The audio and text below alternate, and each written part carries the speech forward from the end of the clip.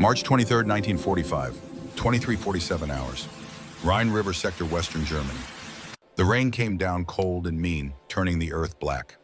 Somewhere in that darkness, Corporal Thaddeus Brenner lay flat against the mud, barely breathing. 24 years old, farm mechanic from Dayton, Ohio. In his hands, a modified M260mm mortar, weight 38 pounds, effective range 2,000 yards. The U.S. Army Field Manual rated it inadequate for fixed fortifications. In 4 hours, it would destroy 8 German reinforced bunkers, 0 American casualties, 10 rounds fired, accuracy 80%. The Germans called it der Blechbuchse, the tin can. By dawn, they would stop laughing. But first, Brenner had to survive the night. The hook, rewind 24 hours. March 22nd, 1400 hours. Command post 3 miles behind the front. Captain Aldrich Voss stood over the map table, West Point Ring, catching the lamplight. Class of 38, by the book officer. 3 years of war had taught him to trust doctrine, not desperate ideas. Across from him, Corporal Brenner pointed at 8 red marks on the map. "Sir, I can take them out. All 8, one mortar, tonight." Voss didn't laugh. He'd seen too many men die to laugh at anything anymore. But his voice carried the weight of mathematics and experience. "Corporal, those are reinforced concrete bunkers, 18-inch walls, steel reinforced. We've thrown 3 infantry assaults at them. 47 killed, 89 wounded, 0 bunkers destroyed." Brenner's fingers stayed on the map. "We attacked wrong, sir. Went straight at them. In daylight. They saw us coming. And you think a 60mm mortar changes that equation?" "At night, sir. High-angle fire. Moving position after every shot." Voss shook his head. The mathematics didn't work. Never had. Never would. "Son, that's a 30 caliber pop gun against a tank. Our doctrine says 40 rounds minimum per hardened position.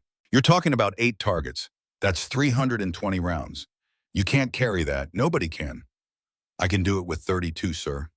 The words hung in the air like smoke. Voss looked at Master Sergeant Ellis Grimwood, standing quiet in the corner. Texas drawl, 38 years old, 20 years in the Army.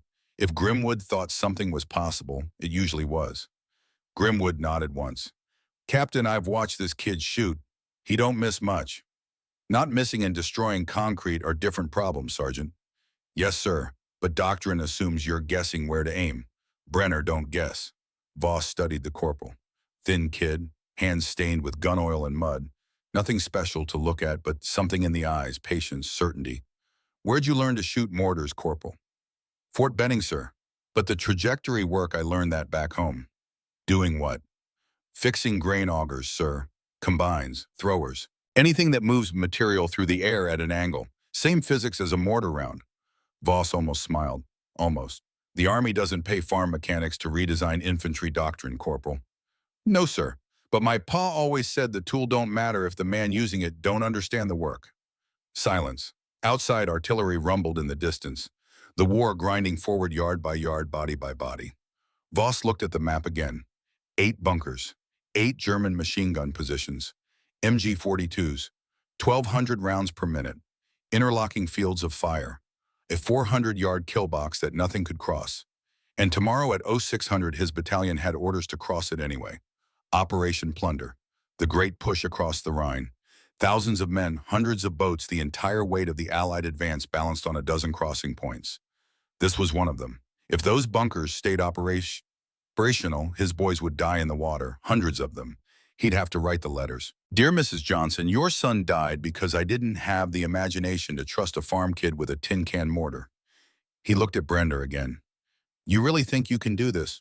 "Yes, sir." "That's not confidence talking, is it? That's math." "Yes, sir. I've been watching those bunkers for 3 days. I know the distances.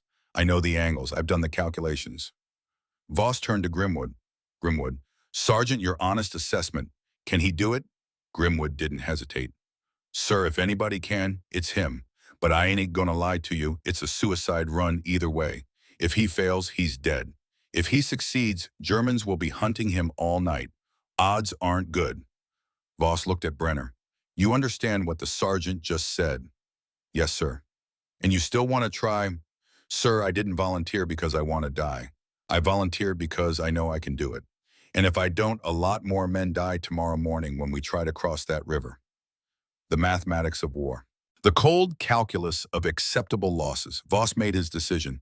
You've got 6 hours, Corporal, midnight to dawn. You take out those bunkers we cross at first light. You fail. He didn't finish the sentence. Didn't need to. Brenner straightened. I won't fail, sir. The crisis quantified. The briefing lasted 30 minutes. Grimwood spread reconnaissance photos across the table. 8 bunkers designated Target Alpha through hotel, arranged in a curved line 1,500 yards long. Each bunker could see at least 2 others. German defensive doctrine perfected over 6 years of war. Alpha and Bravo here. Grimwood's finger traced the left flank. Elevated positions. Clear sight lines to the river crossing. MG-42's probably 2 per bunker. Call it 8 men per position.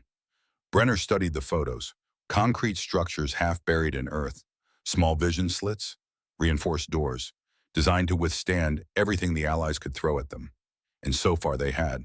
Previous assaults, Brenner asked. Grimwood pulled out another folder. After-action reports, the kind written in blood. March 18th, first attempt, Company B, 2nd Battalion. Frontal assault, 0600 hours. Clear weather. Germans saw them coming at 400 yards. Open fire at 200. 17 killed before they got within 100 yards. Pulled back. He turned the page. March 19th, second attempt. Company A tried a night approach from the north. Germans had the angles pre-sighted. Flares went up at year 230, caught them in the open. 12 killed, 23 wounded. Another page. March 20th. We brought up tanks, 2 Shermans. Terrain's too soft. Mud's 3 feet deep from the rain. First tank bogged down at 300 yards. Germans hit it with a Panzerfaust. Burned. Second tank retreated. We lost 18 men trying to recover the crew. Grimwood looked up. That's 47 dead in 3 days, Corporal. And those bunkers are still standing. Still operational. Still waiting. Brenner's face showed nothing. He'd learned early in the war that feeling too much got you killed. Save the grief for after. Right now, focus on the problem. Artillery, he asked. Diverted to Remagen. Whole sections trying to hold the bridge there. We got nothing heavier than mortars. Air support. Weather's socked in. Ceilings 200 feet. Fog thick as soup. No planes flying. Brenner nodded slowly. The equation was simple. 8 bunkers. No artillery. No air support. No tanks that could reach them. Just one man with a mortar they'd already written off as inadequate. Captain Voss leaned forward. Corporal, explain to me how your tin can beats 18 inches of concrete. And make it convincing, because right now, I'm thinking about stopping you before you get yourself killed for nothing. Brenner reached for a pencil, started drawing angles on the margin of the map. Sir, the bunkers aren't the target. The guns are. Explain. A bunker's got 3 weak points, vision slits for observation, gun ports for firing, and the door. Everything else is concrete and steel, yes, sir. But those 3 points, they're open. They have to be. He drew a quick sketch. Top-down view of a bunker. Vision slit, 8 inches wide, maybe 4 inches tall. No reinforcement because it needs to be open for sight lines. A 60-millimeter round comes through that opening at a high angle, explodes inside concrete. Don't matter anymore. The explosion's contained, amplified, like setting off dynamite in a bottle. Voss studied the drawing. And you can hit an 8-inch target at night from distance with a mortar. Yes, sir, not every time, but often enough. Define often enough. Brenner met his eyes. Sir, I've fired 211 rounds in combat since Normandy. 189 confirmed hits. That's 89.6% accuracy. Grimwood grunted. Army standard for mortar crews is 67% in daylight-controlled conditions. Night operations drop to 37%. You're claiming you can beat daylight accuracy in the dark. I'm not claiming anything, Sergeant. I'm telling you what I've done. Voss looked at the numbers again. The mathematics of desperation. How about trajectory correction, sir? The Army range tables are good for standard conditions. Sea level 70 degrees, no wind, fresh barrel. But conditions ain't never standard. Humidity changes the air density. Temperature changes the powder burn rate. Wind drifts the round. Barrel wear changes the rifling. Every shot's different. He tapped the drawings. Back home, I fixed grain throwers, machines that throw wheat or corn into a truck bed. Farmer needs that stream to land exactly right every time, or he's wasting grain. Same physics as a mortar. Angle, velocity, gravity, wind. I learned to calculate corrections in my head. Feel them. Meet them. Voss's skepticism was clear. Yes, sir. After a while, you don't need a calculator. You watch the wind move the grass. You feel the temperature on your skin. You listen to how the sound carries. Your brain does the math without thinking about it. He pointed at the bunker photos again. These positions, I've been watching them for 3 days. I know the distances. I've paced them out at night. I know where the wind swirls around that ridge. I know where the ground's soft enough to muffle my footsteps. I know which bunker shoots first when they hear a noise. You've been that close. Close enough to hear them talking, sir. Voss and Grimwood exchanged looks. Either this kid was crazy or he was the most careful scout they'd ever met. All right, Voss said. You've convinced me you can maybe hit them. Now convince me you can survive doing it. Brenner pointed at his modified mortar standing in the corner. Standard M2 weighs 42 pounds with the bipod. Mine weighs 38. I cut the bipod down, filed the base plate thinner. Easier to carry, faster to set up. Army didn't approve those modifications. No, sir, but they work. I've fired 400 rounds through this tube. Never failed. Modifications weaken the structure. Modifications make it portable, sir. I can move after every shot. Germans won't know where I am. They can't counter battery what they can't locate. Grimwood picked up the mortar, examined it. This is good work. Clean welds. Balanced. You do this yourself. Yes, Sergeant. Had a machine shop back home. My pa taught me metalwork.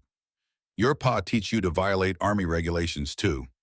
He taught me that rules are guidelines, Sergeant, and when the situation's outside the guidelines, you adapt or you die. Voss looked at his watch, 1430 hours. In 10 hours, Brenner would either be a hero or a corpse. One more question, Corporal. 32 rounds for 8 bunkers. That's 4 rounds per target. Our doctrine says 40 minimum. Why are you so confident 4 will do it?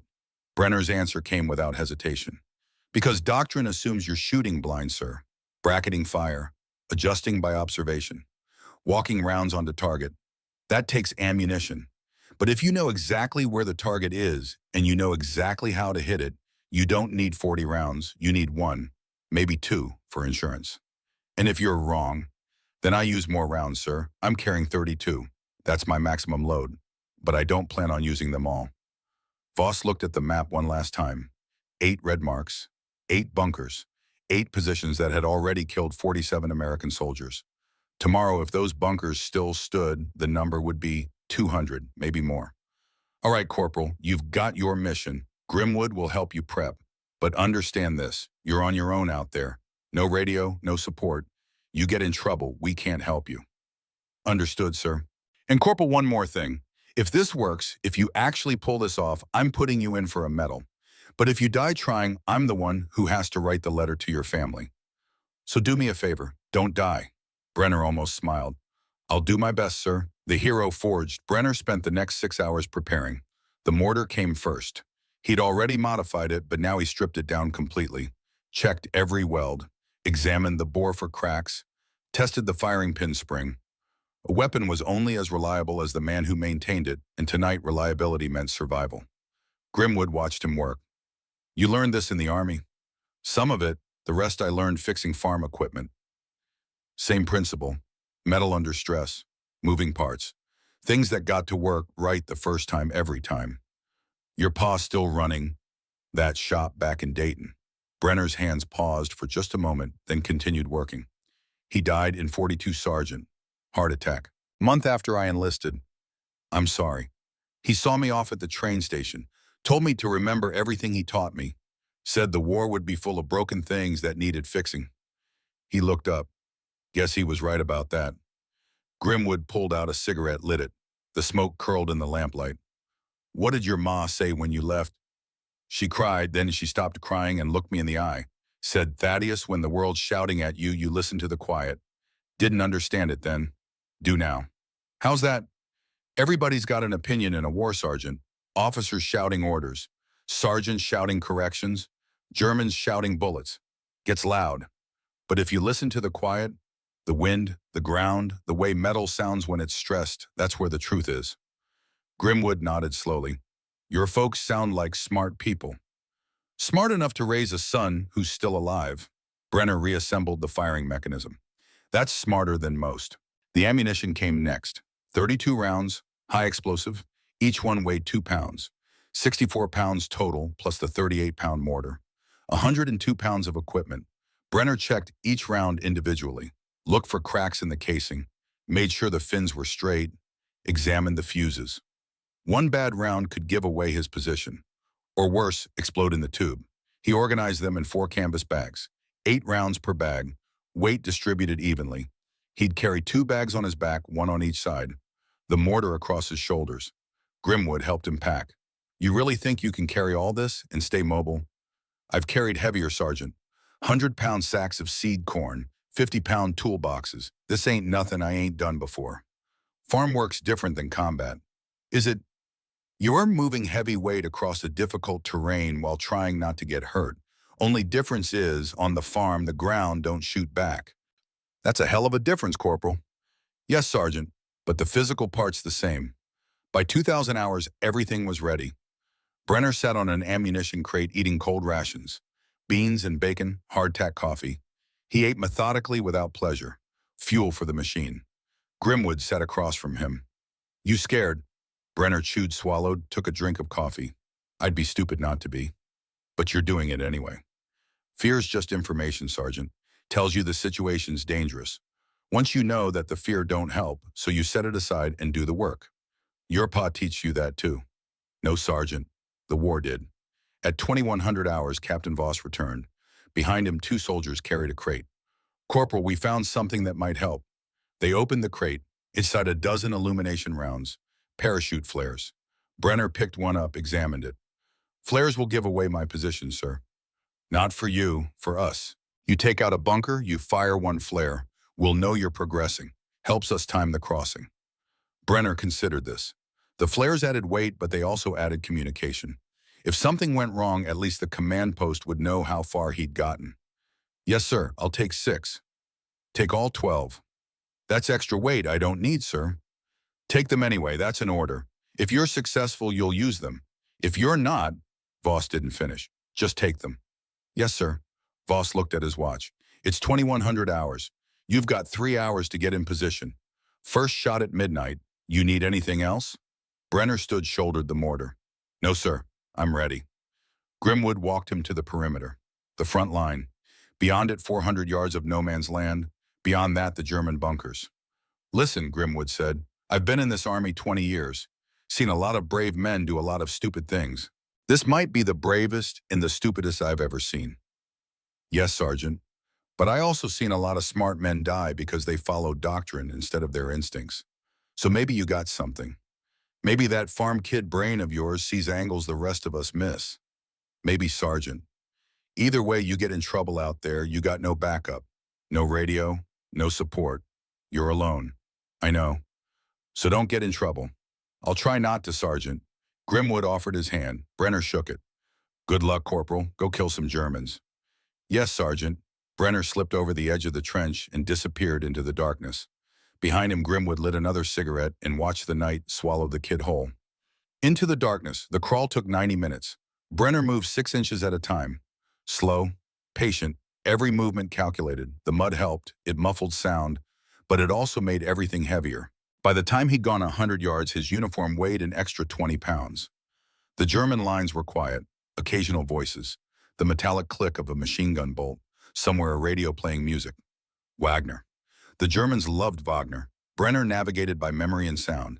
He'd studied this ground for 3 days, knew every dip and rise, knew where the mud was thickest, knew where the grass grew tall enough to hide him. 200 yards out, he heard German voices clearly. Laughter, someone telling a joke in rapid German. Brenner didn't speak the language, but laughter was universal.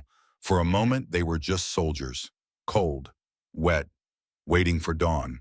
Then he remembered the 47 dead Americans, the letters Captain Voss would have to write, the families waiting back home for news that would never come. He kept crawling. At 22:45 hours, he reached his first firing position, a small depression behind a fallen tree. Natural cover, good sight lines to Bunker Alpha. Distance 90 yards. He set up slowly, unfolded the modified base plate, positioned the mortar tube, checked the angle with his handmade inclinometer, a weighted string, and a protractor he'd salvaged from a wrecked schoolhouse. The math ran through his head automatically now. Distance 90 yards. Elevation needed 43 degrees. Wind negligible at this range. Temperature 41 degrees. Humidity high. Barrel cold. He made his adjustments. Added half a degree for the cold barrel. First shot always flew different. Metal contracted in the cold changed the interior dimensions microscopically, not enough to matter to most shooters. But Brenner wasn't most shooters. He loaded the first round into the tube. His watch read 23:47 hours, 13 minutes early. He'd allow himself a moment to breathe, to center himself. The rain continued, cold drops running down his face. His hands were numb, but that didn't matter. Muscle memory would handle the mechanics. His mind needed to stay sharp.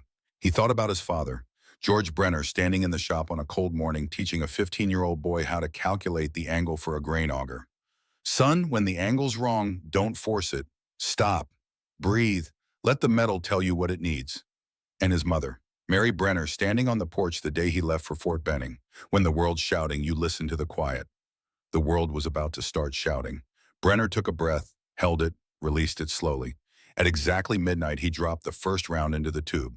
The soft thump echoed across the darkness. The round arced high, invisible against the black sky. 3 seconds of flight time. Then the night exploded with light and sound. Bunker Alpha erupted. Secondary explosions. Ammunition cooking off. Flames licking out through the vision slit. For a moment, total silence. Even the rain seemed to pause. Then the chaos began. German voices shouting. MG-42s opening fire blindly into the darkness. Flares shooting into the sky. But Brenner was already gone, moving to his second position, leaving nothing behind but mud and spent propellant. 8 bunkers, 7 to go. The Tin Can War had begun. Bunker Bravo. The pattern emerges. The explosion at Bunker Alpha still echoed across the valley when Brenner reached his second position, 150 yards north. 43 minutes of crawling through mud that tried to swallow him whole. His watch read 0043 hours, 43 minutes since the first shot. Behind schedule. He'd planned 20 minutes between positions, but the ground was worse than he'd anticipated. He set up behind a collapsed stone wall, pre-sighted the angle to Bunker Bravo, distance 120 yards. Slight elevation advantage to the target. Wind picking up from the northwest, maybe 5 miles per hour. The Germans were awake now, fully alert. Bunker Bravo had its searchlight sweeping the field. Back and forth. Mechanical. Predictable. The light passed over Brenner's position every 40 seconds. He timed it. Watched 3 full cycles. 40 seconds. 41. 40 seconds again. German efficiency. Even in panic, they maintained routine. The searchlight swept past. 40 seconds until it returned. Brenner loaded the round, adjusted elevation, 47 degrees, compensating for the uphill angle and the increased wind. 30 seconds. He steadied his breathing. In through the nose, out through the mouth. Slow, controlled. 20 seconds. His hands moved without thought now. Pure muscle memory. The round seated perfectly. The firing mechanism ready. 10 seconds. The searchlight began its return sweep. 5 seconds. Brenner dropped the round. Thump. The light found his position just as the mortar spoke. For half a heartbeat, he was perfectly illuminated. A photograph burned into the darkness. Then he was rolling. Left. Into the deeper mud behind the wall. The MG-42 opened up, 1,200 rounds per minute, the mathematical expression of German rage. Tracers ripped through the space where he'd been. Stone fragments exploded from the wall. But Brenner wasn't there anymore. 3 seconds. The round reached the top of its arc. The searchlight followed the imagined trajectory, hunting for a target that existed only in the past. 4 seconds. Brenner was 10 yards from his firing position, crawling, not running. Running made noise. Noise meant death. 5 seconds. The round descended. Invisible. Silent. Obeying only gravity and mathematics. The explosion was different this time. Louder, sharper. The round had found something volatile, maybe ammunition, maybe fuel for the generator powering the searchlight. The light died. Then the bunker's gun ports lit up from inside. Yellow-orange flames, the peculiar color of burning metal. The MG-42 stopped firing. Brenner allowed himself 30 seconds of stillness. Listening, learning what the night would tell him. German voices, shouting, someone screaming, orders being barked in harsh syllables, the sound of boots running. Chaos. Beautiful chaos. He began crawling toward position 3. 2 down, 6 to go.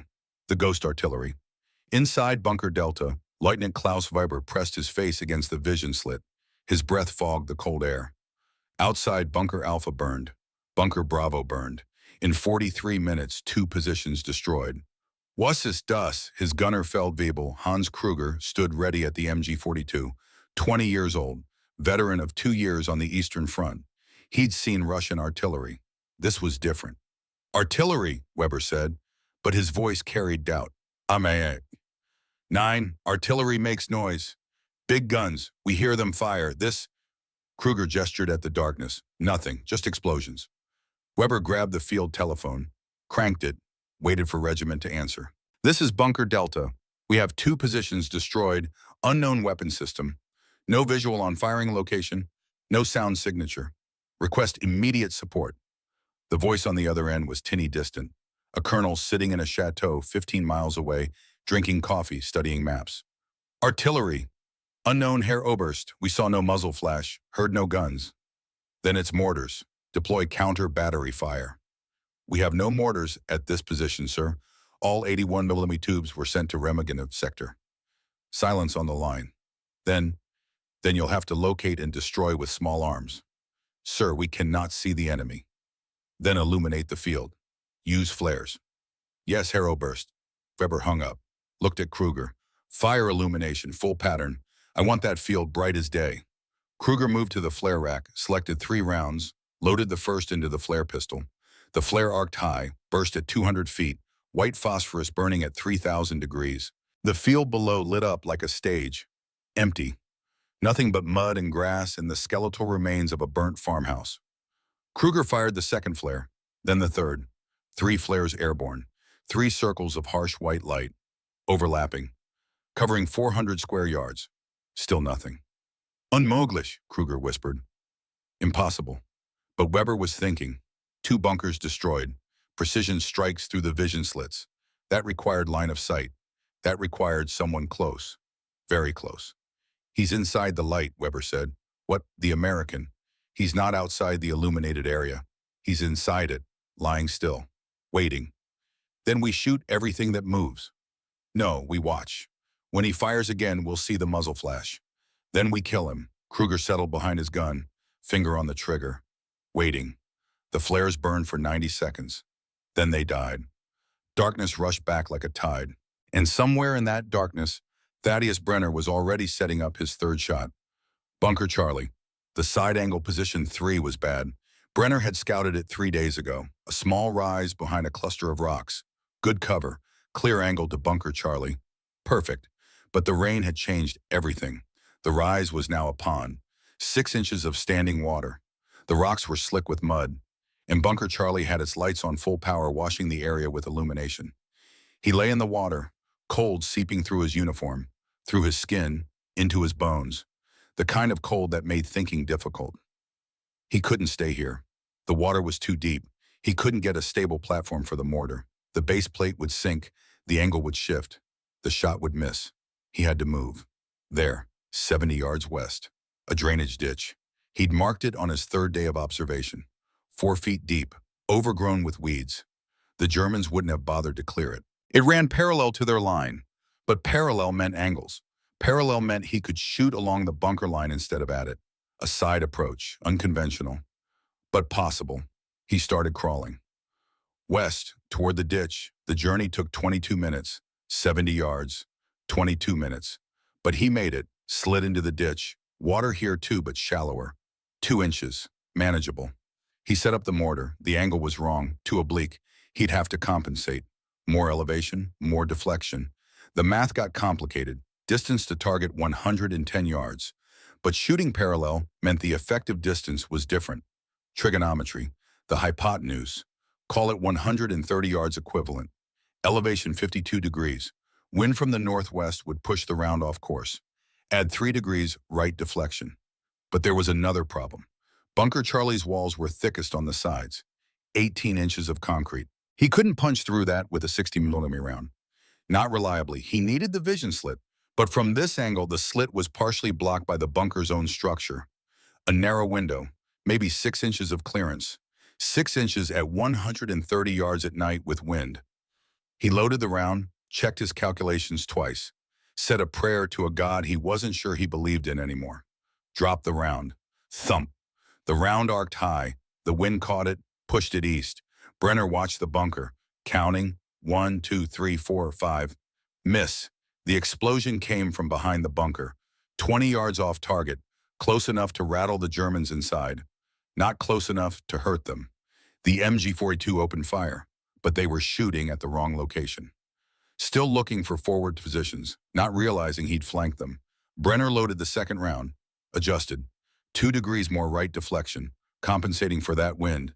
Thump. This time he didn't watch the flight. He was already moving, crawling south along the ditch. The Germans would figure out his position eventually. He heard the explosion. Different sound. Not the full detonation of a direct hit, but not a miss either. He risked a look. Bunker Charlie was damaged. The vision slit was cracked. Smoke poured from the opening, but the MG-42 was still firing. Wounded, not dead. By doctrine, he should finish it. Use another round, make sure. But doctrine was written by men who had ammunition to waste. Brenner had 29 rounds left. 5 bunkers remaining. He made a command decision. Leave Charlie wounded. Move on. Risk versus reward. The mathematics of survival. He crawled toward position 4. Behind him, Bunker Charlie burned with a slow, sullen fire. 3 bunkers down. 5 to go. Bunker Delta, the fortress. Brenner reached position 4 at 0152 hours. 1 hour and 52 minutes into the mission. His body was starting to rebel. The cold, the exhaustion, the 102 pounds of equipment. His shoulders ached. His hands were torn and bleeding from crawling over rocks. His left knee had gone numb. He wasn't sure if that was cold or injury. Didn't matter, it still worked. He drank water from his canteen, ate a piece of hardtack, forced his mind to stay sharp. Position 4 overlooked Bunker Delta, the command bunker. He could tell by the radio antenna, by the extra fortification, by the fact that it sat slightly elevated from the others. This was where their officer would be, the man coordinating the defense, the brain of the operation. Kill the brain, the body dies. Distance 160 yards. Longest shot so far. Wind still from the northwest, but stronger now. 7 miles per hour, maybe 8. He set up behind a burned-out vehicle. American Jeep. Shot up weeks ago. Nobody had bothered to recover it. It made good cover now. The bunker was alert. Lights on. Gun ports manned. They knew he was coming. They just didn't know from where. Brenner studied the position. The vision slit was visible, but partially blocked by sandbags. The Germans had adapted. Learning from the previous attacks, smart, but not smart enough. The sandbags blocked the direct approach, but they didn't block everything. There was a gap, small, maybe 10 inches. On the right side of the slit, 10 inches at 160 yards. He ran the calculations. Elevation 56 degrees, deflection 4 degrees left for wind. But the gap meant he had to be perfect. No bracket fire, no adjustments. One shot. He loaded the round, the best one he had. He'd been saving it. Inspected personally 3 times. Perfect fins, fresh propellant, no dents or cracks. His hands were shaking. From cold or stress, he wasn't sure. He clenched them, opened them, forced them steady. One shot, everything on this one shot. He dropped the round. Thump. The round climbed higher than before. The increased elevation sent it on a steep arc. At the peak, the wind caught it, pushed it east. Brenner had calculated for that. The deflection compensated. The round corrected mid-flight. It descended. Fast now, gravity pulling it home.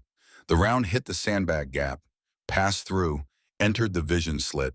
The explosion was immediate and enormous. Brenner had hit something critical. Maybe ammunition, maybe fuel, maybe the radio equipment with its batteries and electrical systems. Bunker Delta erupted, not just fire. The entire structure seemed to lift slightly, then settled. Smoke poured from every opening. The MG-42 fired 3 rounds, then stopped. Silence. Brenner waited, watching, making sure. A figure stumbled from the bunker's rear door, silhouetted against the flames. The man fell, didn't get up. Bunker Delta was dead. 4 down, 4 to go. Weber's realization. Inside what remained of the command post, Weber watched Bunker Delta through binoculars. The smoke, the flames, his command bunker destroyed. He keyed his radio to the remaining positions. All bunkers, listen carefully.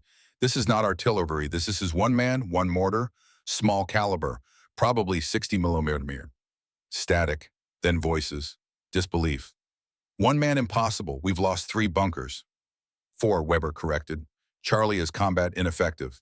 Delta is destroyed, and yes, 1 man. Think about it. No muzzle flash means small weapon. No sound means he's close. Very close. And he's moving between shots. Artillery doesn't move. Mortars do. Where is he, Wout? Unknown. But he's hunting us, systematically, one position at a time. Do we pull back? To where regiment has no reinforcements. We hold this line or the Americans cross the river. Those are the orders. Kruger looked at Weber from their position in Bunker Echo. Herr Leutnant, if he's one man, we send a patrol. Hunt him. Weber considered this. 12 men. Good soldiers. Hunt one American in the dark. But the American had already killed maybe 40 Germans. In 2 hours. Without being seen. No, Weber said. We send a patrol, we lose the patrol. This American knows something we don't. He's using the ground, the darkness. Then what do?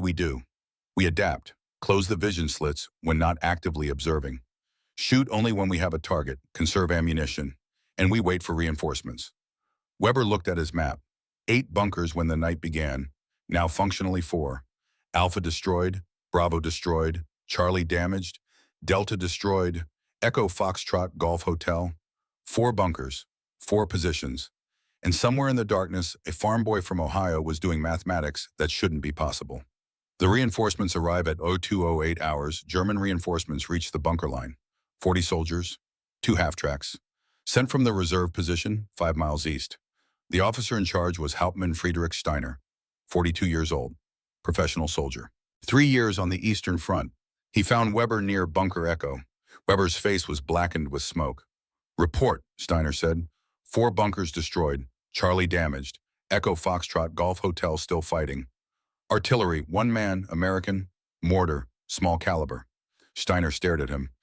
1 man. Yes, Herr Hauptmann, he's somewhere in the forward zone, moving between shots. We cannot locate him. How long has this been happening? 2 hours.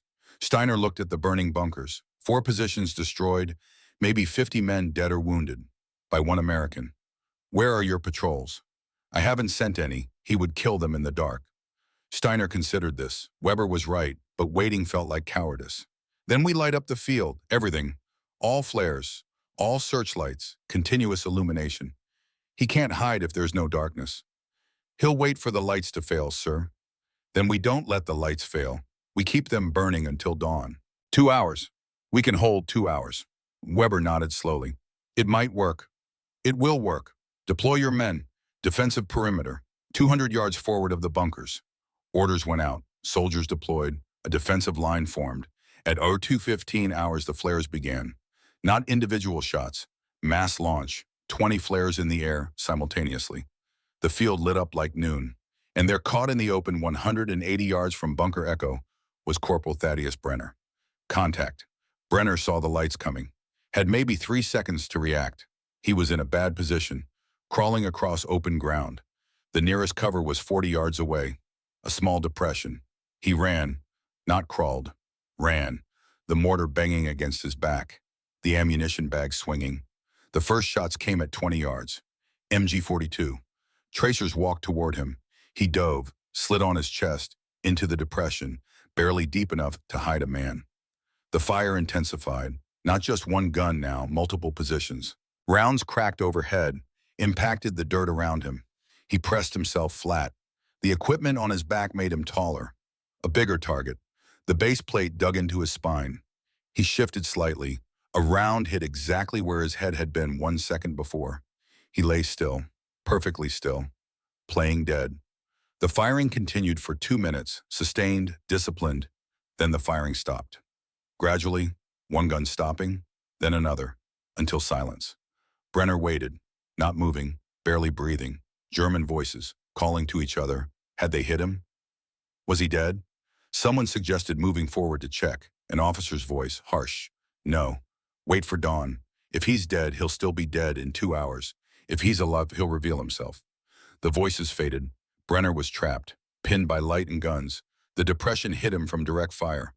But the flares kept burning, new ones launching as old ones died. He checked his watch. 0218 hours, dawn at 0600. 3 hours and 42 minutes. He had 4 bunkers left to destroy, and he couldn't move. The mathematics had changed, dramatically. Echo, the prisoner shot. Brenner lay in the depression for 30 minutes, not moving, thinking. 4 bunkers left. Echo Foxtrot Golf Hotel. He could see Echo from here. 140 yards. Good angle. Clear shot. But if he fired, he'd reveal himself. The Germans would kill him before he could relocate. Unless. He pulled the mortar from his back. Slowly. Carefully. Set it up in the depression. The base plate sank slightly into the soft ground. Not ideal, but workable. He loaded around, calculated the angle by feel. His inclinometer was useless in this position. He couldn't see it, so he used his hands, his fingers, muscle memory. 54 degrees, he thought. Maybe 55. But before he committed to the shot, he heard something. Voices from Bunker Echo. Not German, English. He froze. Listened. Told you it was Tuesday. A weak voice. American accent. Midwestern. Shut up, Mitchell. Save your strength. Another American. Tired. Defeated. Prisoners. The Germans had American prisoners inside Echo, using them as human shields. Brenner's mind raced. The shot he'd planned straight through the vision slit would kill everyone inside. German and American alike. He couldn't do that, but he also couldn't leave Echo operational. The bunker had clear sight lines to the crossing point. If it stayed active, Americans would die in the water tomorrow. Mathematics of war. The cold calculus. 3 prisoners versus 200 crossing troops. He recalculated. Instead of hitting the vision slit, he'd target the rear wall. The concrete was thinner there, 18 inches instead of 24. The explosion would be directed backward, away from the front chamber where the prisoners would be held. Risky. The round might not penetrate, might bounce off, might alert the Germans without destroying the position. But it was the only way to save the prisoners and complete the mission. He adjusted his aim. 57 degrees elevation, 2 degrees more deflection to account for the longer flight path around the bunker's profile. He pulled one of the illumination flares from his pack. Signal flares, not for the Germans, for the Americans. He set up the flare pistol, aimed it northeast, away from the bunkers, away from the Germans. Then he dropped the mortar round.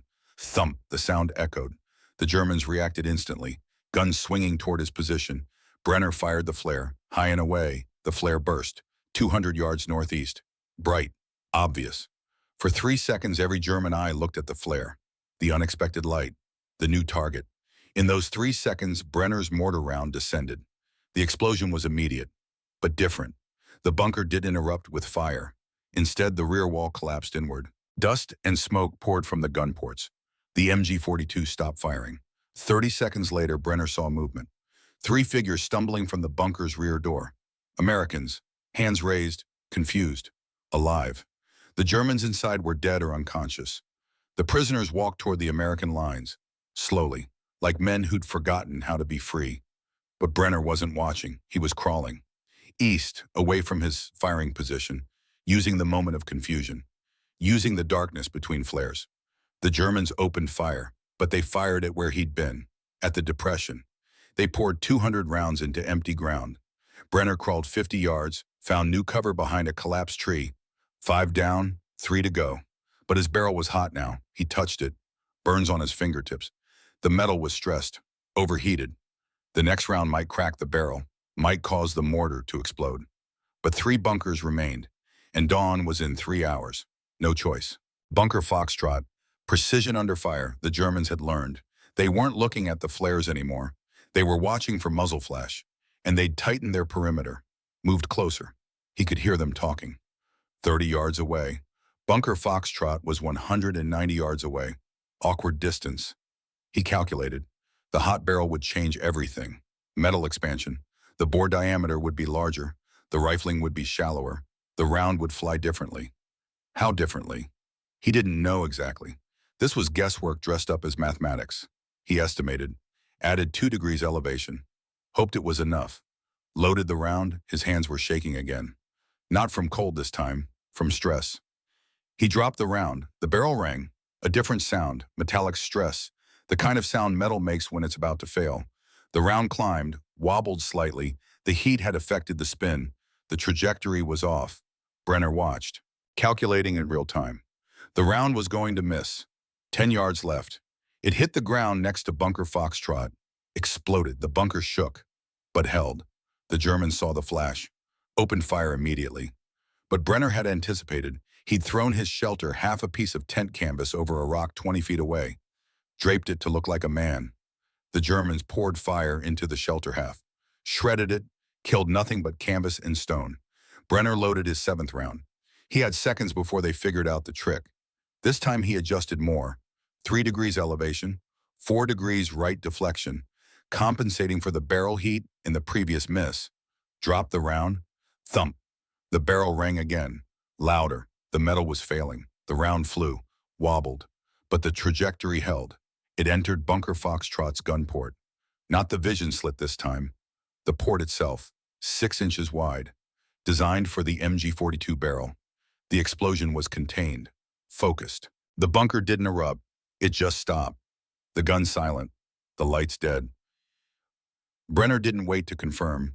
He was moving, south now, toward position 7. 6 down, 2 to go, 25 rounds remaining if the barrel held. Weber's final stand. Weber watched from bunker Golf as Foxtrot went silent. 6 bunkers destroyed, 2 remaining, Golf and Hotel. He keyed his radio to Steiner. "Sir, we have to pull back." "Pull back where?" "The secondary line, 3 kilometers east. And give the Americans the crossing no." "Sir, this American is destroying us. 6 bunkers gone. We have 2 left." Steiner's voice was cold. "How many rounds has he fired?"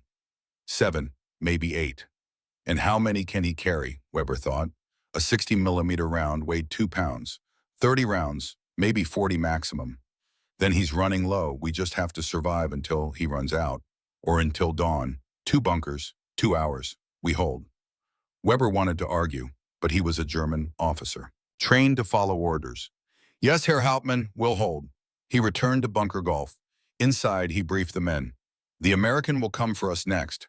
When he fires, we fire back. Everything. We don't conserve ammunition. We kill him, or we die trying." The men nodded.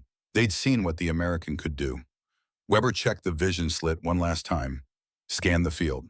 Somewhere out there in the darkness and mud was a farm boy who'd killed 60 men and was still hunting. The crawl to position 7.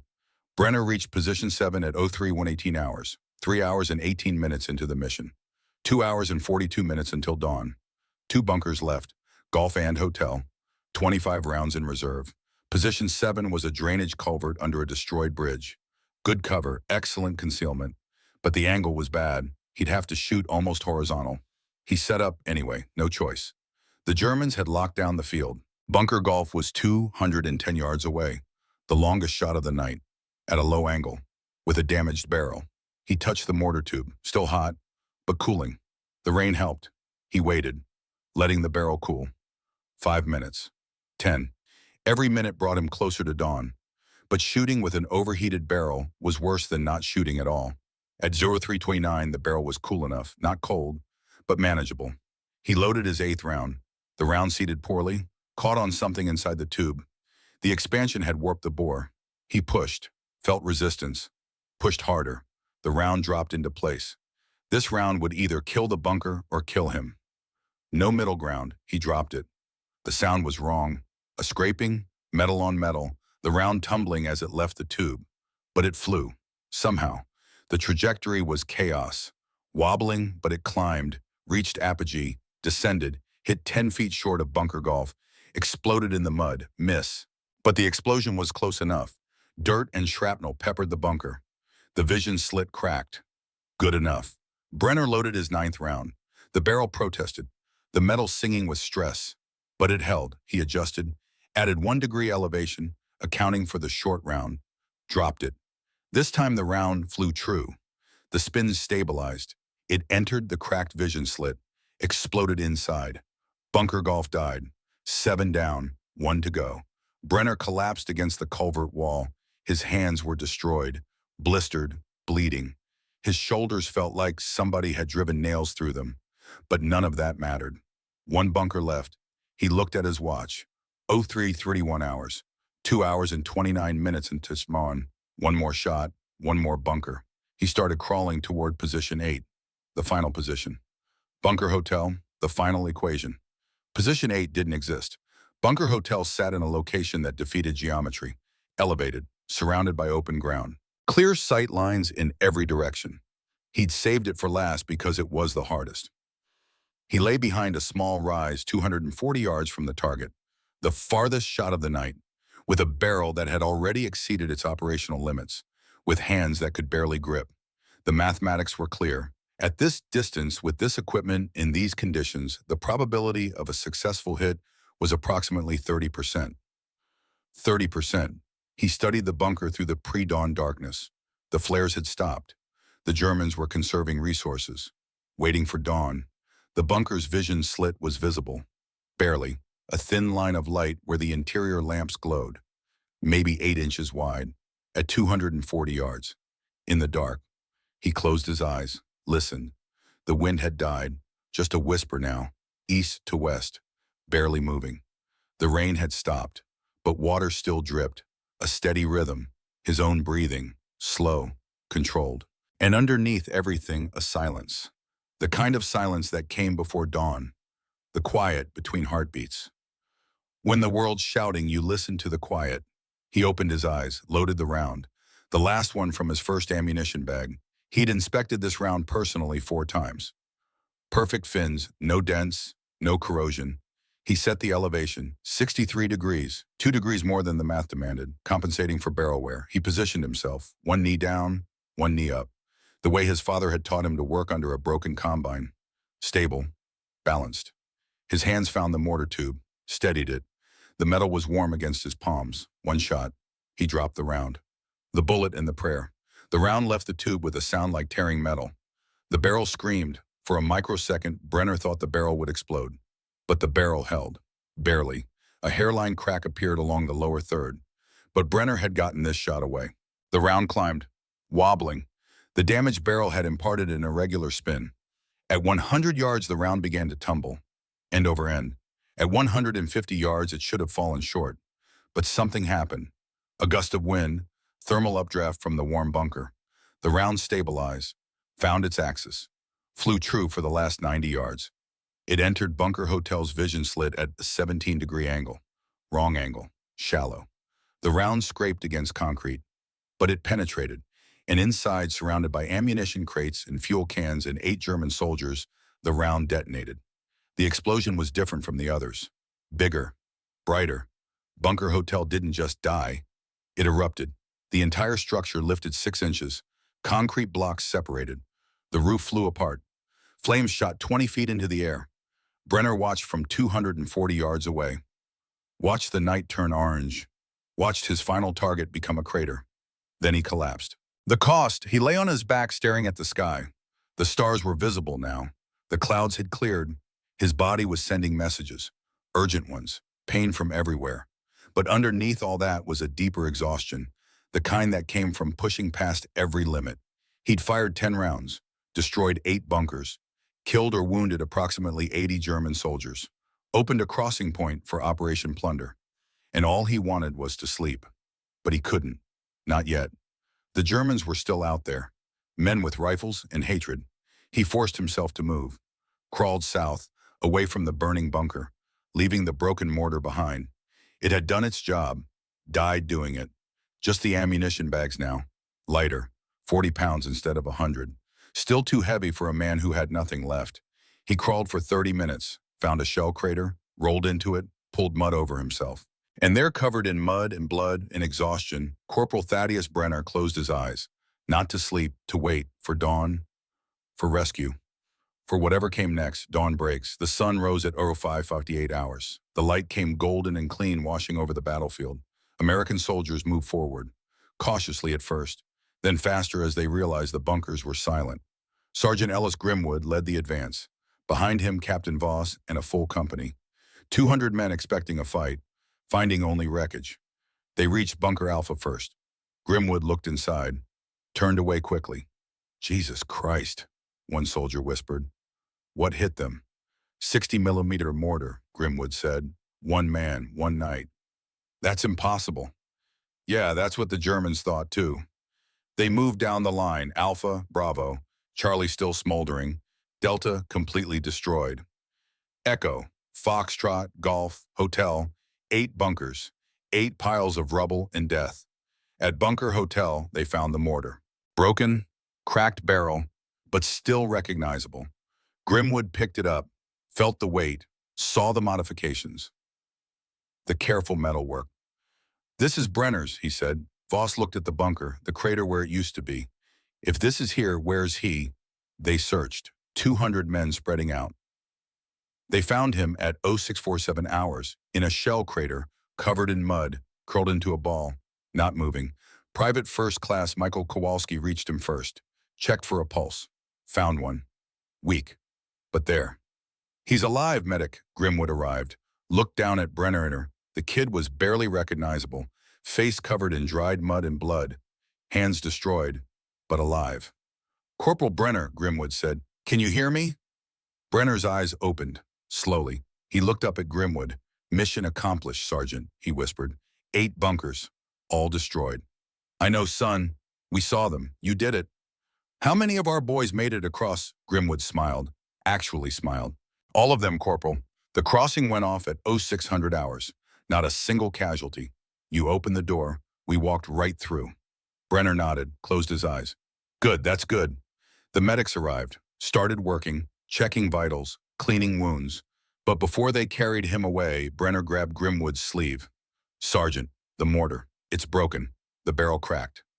But it did its job. Don't throw it away. It earned better than that. We won't, son, I promise. They carried him to the rear, to an aid station, to a bed and bandages and morphine, to sleep that lasted 16 hours. And when he woke up, Captain Voss was sitting beside him. The metal and the man. Brenner's eyes opened slowly. The morphine made everything soft, but he recognized Voss. Sir? Corporal, how do you feel? Like I got run over by a Sherman, sir. Voss almost smiled. The doctors say you'll recover. Collarbone fractured, severe lacerations on your hands, mild hypothermia, knee injury, exhaustion, but you'll live. That's good, sir. You know what you did last night? My job, sir. Your job was to destroy 8 bunkers. You did that, but you also did something else. You changed how we think about warfare, about equipment, about what's possible. Brenner didn't respond, just looked at the ceiling. Voss continued. I'm putting you in for the Medal of Honor. Grimwood's writing up the citation for conspicuous gallantry and intrepidity at the risk of his life above and beyond the call of duty. That sound about right? Brenner turned his head, looked at Voss. Sir, I don't need a medal. I just need to know our boys made it across that river. They did, all of them. Operation Plunder is ahead of schedule. We're pushing east, Berlin by May if this pace holds, and it holds because of what you did. Then that's enough, sir. Voss stood, put an envelope on the bedside table. Whether you want it or not, you're getting the medal. And you know why? Because every soldier who hears your story will learn something. They'll learn that doctrine isn't gospel, that impossible is just a word, that sometimes the right tool in the right hands can change everything. He moved toward the door, stopped, turned back. Your father would be proud, Corporal. I hope so, sir. He taught me everything that mattered. And your mother, Brenner smiled, first time in days. She taught me to listen to the quiet. Turns out that's worth more than all the Army manuals ever written. After Voss left, Brenner lay in the silence. He thought about Ohio, about a shop that smelled like oil and metal, about a father teaching patience, about a mother teaching stillness. He thought about going home, about fixing combines and grain augers and all the broken machines that would need attention after the war. He thought about never firing a weapon again, about never calculating trajectories for death. And somewhere in that quiet place between thought and sleep, he made a promise to himself. When this war ended, he would go home. He would open his father's shop. He would teach other people how to fix things instead of breaking them.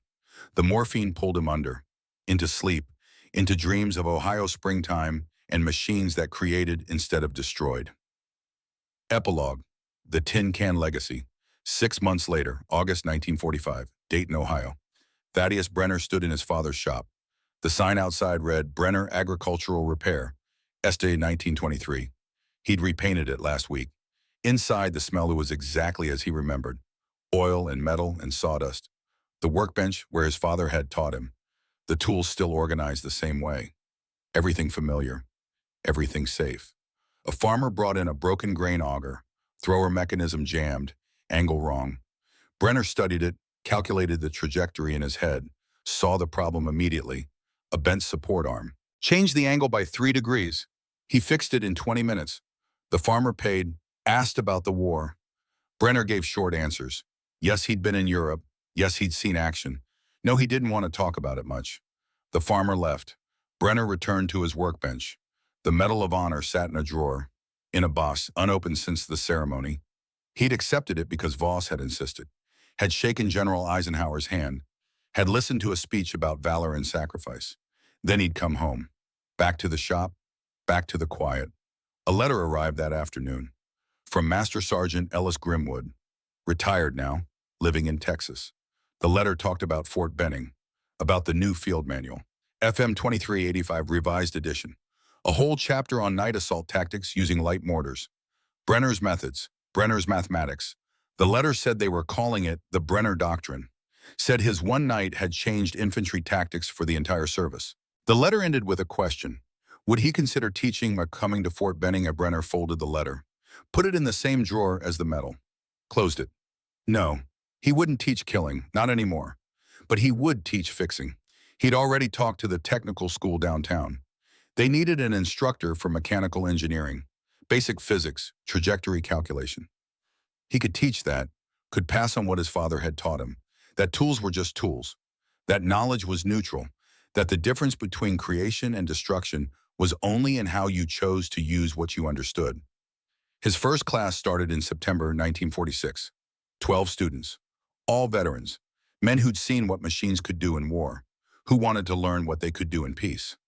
One student, a former artillery officer named Robert Chen, asked on the first day, "Professor Brenner, is it true you destroyed 8 bunkers with a mortar?"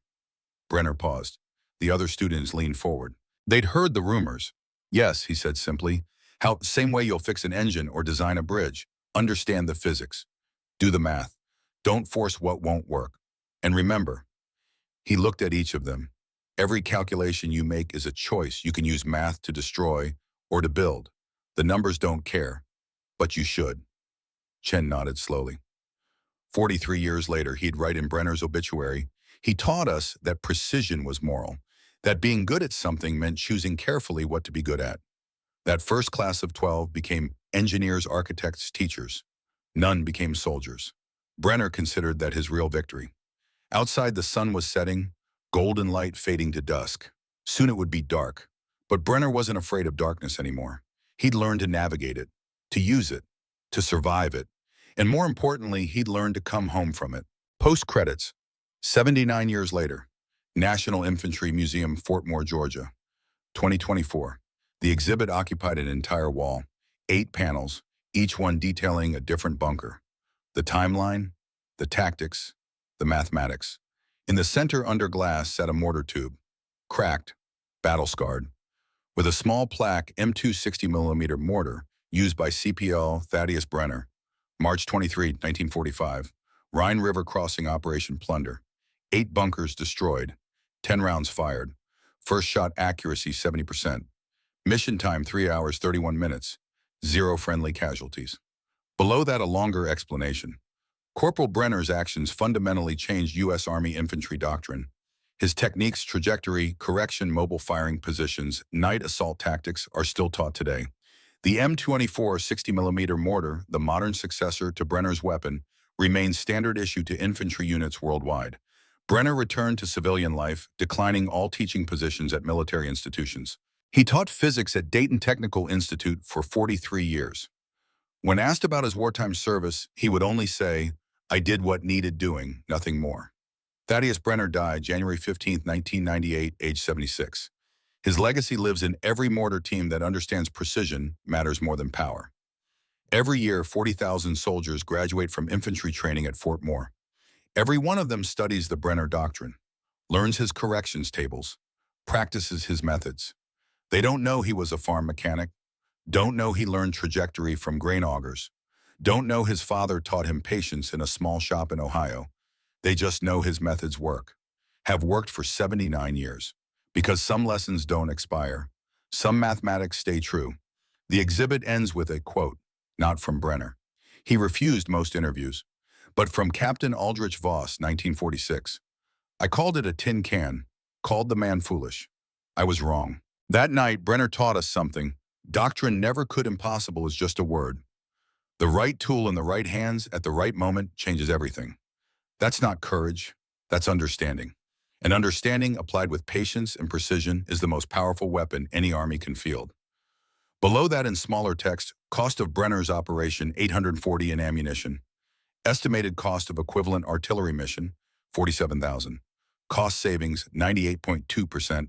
American casualties if mission had failed 200 plus estimated. American casualties actual 0. Sometimes the tin can wins. Outside the museum the Georgia sun sets, another day ends.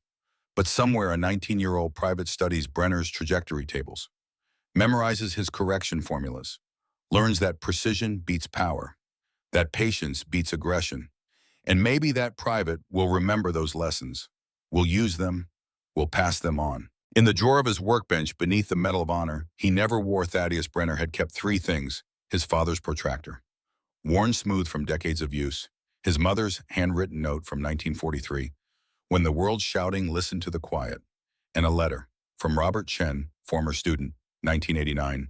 Professor, I used your trajectory formulas today, not for mortars, for a water irrigation system in drought-stricken Kenya. It works, because you taught me that math doesn't care if you're destroying or creating, but we should care. Thank you for teaching us to choose creation. Brenner never answered that letter, didn't need to. The work spoke for itself. 43 years of teaching, over 2,000 students, engineers, builders, teachers, men who learned from a soldier who'd proven that precision was power, then chose to use that power for life instead of death. That was the real victory. Not 8 bunkers destroyed in one night, but thousands of things built over 43 years. The tin can won the battle. The quiet man won the war. And the lesson, patient, precise, purposeful, lived forever in the hands that chose to build instead of break.